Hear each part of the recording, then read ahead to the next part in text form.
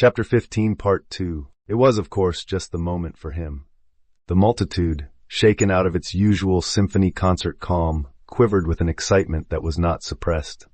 A dozen times it had sprung to its feet to cheer and wave and hurrah as one person. When this man of culture and voice and power, as well as a dark skin, began and uttered the names of Stearns and of Andrew, feeling began to mount. You could see tears glisten in the eyes of soldiers and civilians. When the orator turned to the colored soldiers on the platform, to the color-bearer of Fort Wagner, who smilingly bore still the flag he had never lowered even when wounded, and said, "To you, to the scarred and scattered remnants of the 54th, who with empty sleeve and wanting leg have honored this occasion with your presence, to you, your commander is not dead. Though Boston erected no monument and history recorded no story, in you and in the loyal race which you represent, Robert Gould Shaw would have a monument which time could not wear away." Then came the climax of the emotion of the day and the hour. It was Roger Wolcott, as well as the governor of Massachusetts, the individual representative of the people's sympathy as well as the chief magistrate, who had sprung first to his feet and cried, "3 cheers to Booker T. Washington." Among those on the platform was Sergeant William H. Kearny of New Bedford, Mass., the brave colored officer who was the color-bearer at Fort Wagner and held the American flag. In spite of the fact that a large part of his regiment was killed, he escaped and exclaimed, after the battle was over, "The old flag never touched the ground." This flag Sergeant Kearny held in his hands as he sat on the platform, and when I turned to address the survivors of the colored regiment who were present, and referred to Sergeant Kearny, he rose, as if by instinct, and raised the flag. It has been my privilege to witness a good many satisfactory and rather sensational demonstrations in connection with some of my public addresses, but in dramatic effect, I have never seen or experienced anything which equaled this. For a number of minutes, the audience seemed to entirely lose control of itself. In the general rejoicing throughout the country, which followed the close of the Spanish-American War, peace celebrations were arranged in several of the large cities. I was asked by President William R. Harper of the University of Chicago, who was chairman of the Committee of Invitations for the celebration to be held in the city of Chicago, to deliver one of the addresses at the celebration there. I accepted the invitation and delivered 2 addresses there during the Jubilee week. The first of these, and the principal one, was given in the auditorium on the evening of Sunday, October 16th. This was the largest audience that I have ever addressed in any part of the country, and besides speaking in the main auditorium, I also addressed, that same evening, 2 overflow audiences in other parts of the city. It was said that there were 16,000 persons in the auditorium, and it seemed to me as if there were as many more on the outside trying to get in. It was impossible for anyone to get near the entrance without the aid of a policeman. President William McKinley attended this meeting, as did also the members of his cabinet, many foreign ministers, and a large number of Army and Navy officers, many of whom had distinguished themselves in the war which had just closed.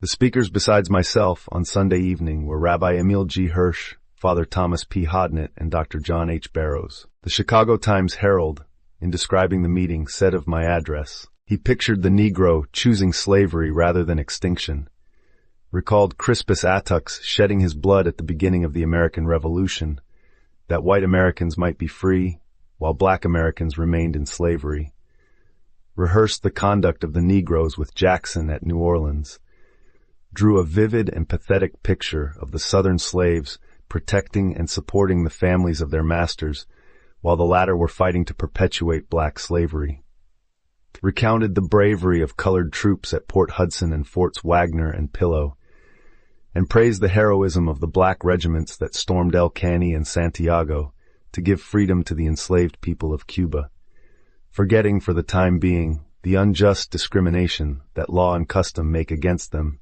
in their own country. In all of these things, the speaker declared, his race had chosen the better part. And then he made his eloquent appeal to the consciences of the white Americans. When you have gotten the full story of the heroic conduct of the Negro in the Spanish-American War, have heard it from the lips of Northern soldier and Southern soldier, from ex-abolitionist and ex-masters, Then decide within yourselves whether a race that is thus willing to die for its country should not be given the highest opportunity to live for its country. The part of the speech which seems to arouse the wildest and most sensational enthusiasm was that in which I thanked the President for his recognition of the Negro in his appointments during the Spanish-American War. The President was sitting in a box at the right of the stage. When I addressed him, I turned toward the box, and as I finished the sentence thanking him for his generosity, the whole audience rose and cheered again and again, waving handkerchiefs and hats and canes, until the President arose in the box and bowed his acknowledgments. At that, the enthusiasm broke out again, and the demonstration was almost indescribable. One portion of my address at Chicago seemed to have been misunderstood by the Southern press, and some of the Southern papers took occasion to criticize me rather strongly. These criticisms continued for several weeks, until I finally received a letter from the editor of the Age Herald, published in Birmingham, Alabama, asking me if I would say just what I meant by this part of the address. I replied to him in a letter which seemed to satisfy my critics. In this letter I said that I had made it a rule never to say before a Northern audience anything that I would not say before an audience in the South. I said that I did not think it was necessary for me to go into extended explanations. If my 17 years of work in the heart of the South had not been explanation enough, I did not see how words could explain. I said that I made the same plea that I had made in my address at Atlanta for the blotting out of race prejudice in commercial and civil relations. I said that what is termed social recognition was a question which I never discussed, and then I quoted from my Atlanta address what I had said there in regard to that subject. In meeting crowds of people at public gatherings, there is one type of individual that I dread. I mean the crank. I have become so accustomed to these people now that I can pick them out at a distance when I see them elbowing their way up to me. The average crank has a long beard, poorly cared for, a lean, narrow face, and wears a black coat. The front of his vest and coat are slick with grease, and his trousers bag at the knees. In Chicago, after I had spoken at a meeting, I met one of these fellows. They usually have some process for curing all of the ills of the world at once. This Chicago specimen had a patent process by which he said Indian corn could be kept through a period of 3 or 4 years, and he felt sure that if the Negro race in the South would, as a whole, adopt his process, it would settle the whole race question.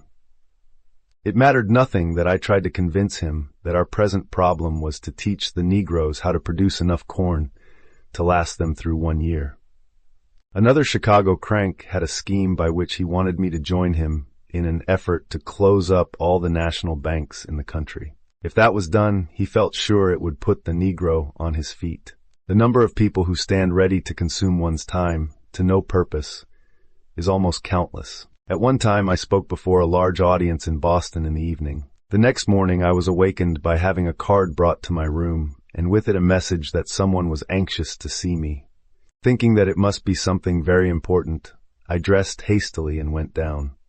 When I reached the hotel office, I found a blank and innocent-looking individual waiting for me, who coolly remarked, "I heard you talk at a meeting last night. I rather liked your talk, and so I came in this morning to hear you talk some more." I am often asked how it is possible for me to superintend the work at Tuskegee and at the same time be so much away from the school.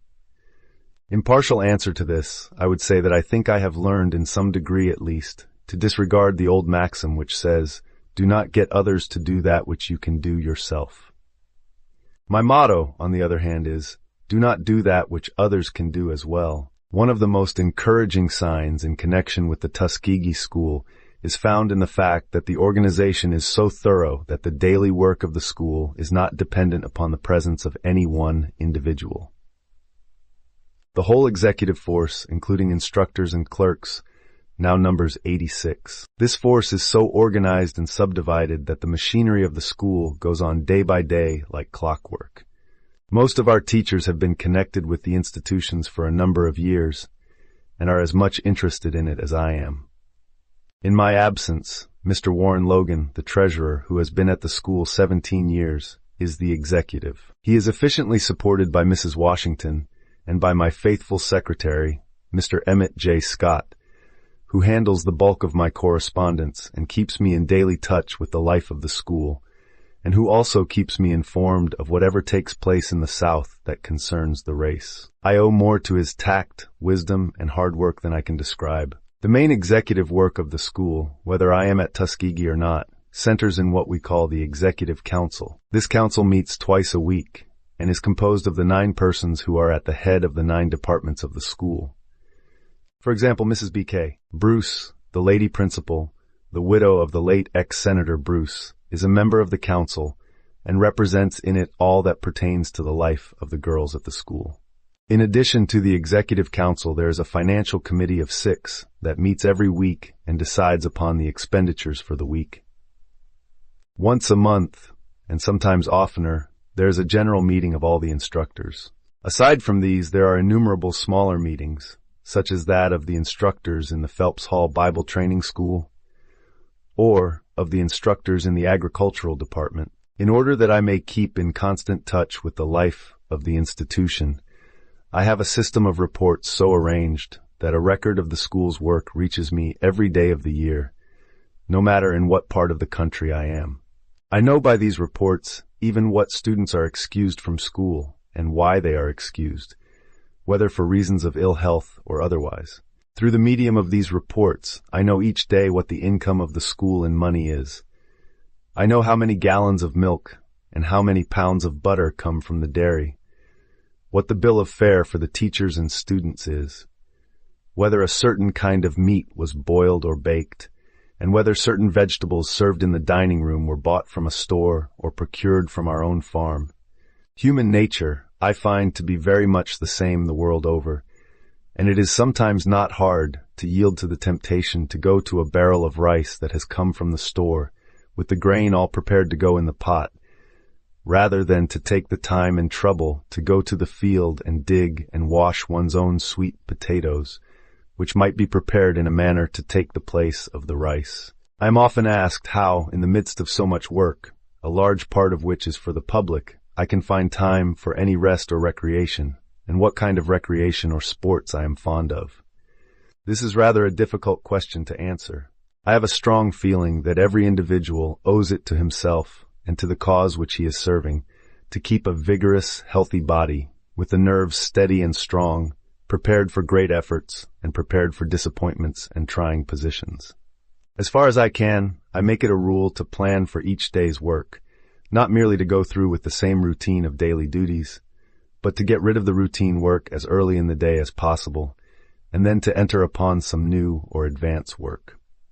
I make it a rule to clear my desk every day before leaving my office of all correspondence and memoranda, so that on the morrow I can begin a new day of work. I make it a rule never to let my work drive me, but to so master it and keep it in such complete control, and to keep so far ahead of it that I will be the master instead of the servant. There is a physical and mental and spiritual enjoyment that comes from a consciousness of being the absolute master of one's work in all its details that is very satisfactory and inspiring. My experience teaches me that if one learns to follow this plan, he gets a freshness of body and vigor of mind out of work that goes a long way toward keeping him strong and healthy.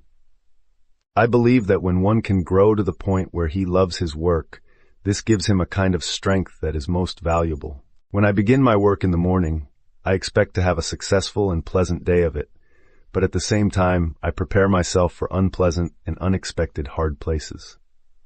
I prepared myself to hear that one of our school buildings is on fire or has burned, or that some disagreeable accident has occurred, or that someone has abused me in a public address or printed article for something that I have done or omitted to do, or for something that he had heard that I had said, probably something that I had never thought of saying. In 19 years of continuous work, I have taken but one vacation. That was 2 years ago, when some of my friends put the money into my hands and forced Mrs. Washington and myself to spend 3 months in Europe. I have said that I believe it is the duty of every one to keep his body in good condition. I try to look after the little ills, with the idea that if I take care of the little ills, the big ones will not come. When I find myself unable to sleep well, I know that something is wrong. If I find any part of my system the least weak and not performing its duty, I consult a good physician.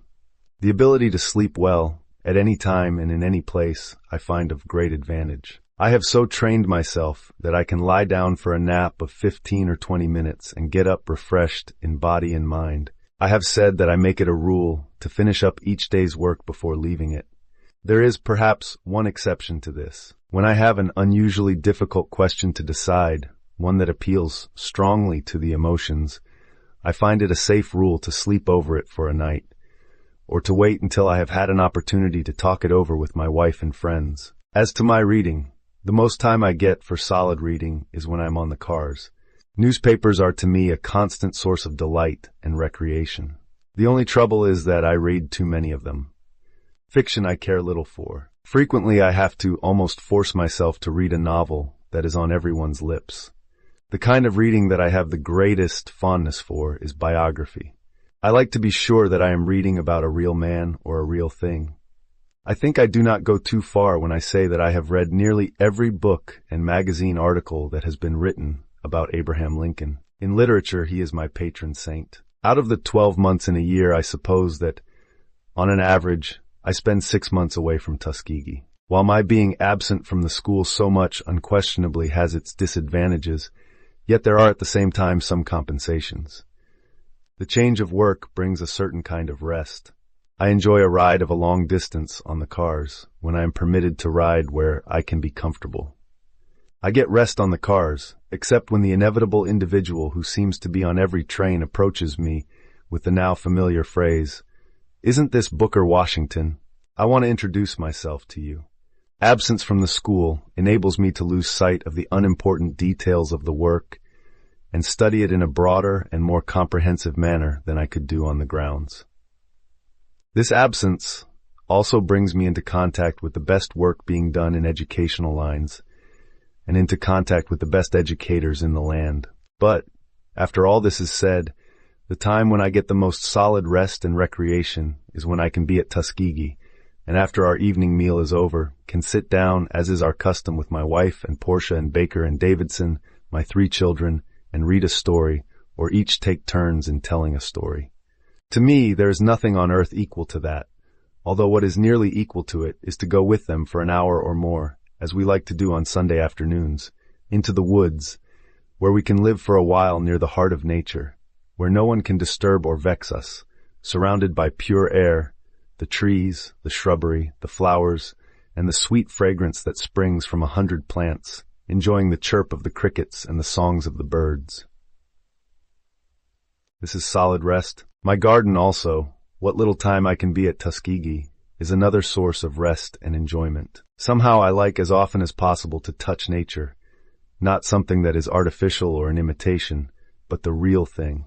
When I can leave my office in time so that I can spend 30 or 40 minutes in spading the ground, in planting seeds, in digging about the plants, I feel that I'm coming into contact with something that is giving me strength for the many duties and hard places that await me out in the big world. I pity the man or woman who has never learned to enjoy nature and to get strength and inspiration out of it. Aside from the large number of fowls and animals kept by the school, I keep individually a number of pigs and fowls of the best grades, and in raising these I take a great deal of pleasure. I think the pig is my favorite animal. Few things are more satisfactory to me than a high-grade Berkshire or Poland China pig. Games I care little for. I have never seen a game of football. In cards, I do not know one card from another. A game of old-fashioned marbles with my 2 boys once in a while is all I care for in this direction. I suppose I would care for games now if I had had any time in my youth to give to them, but that was not possible.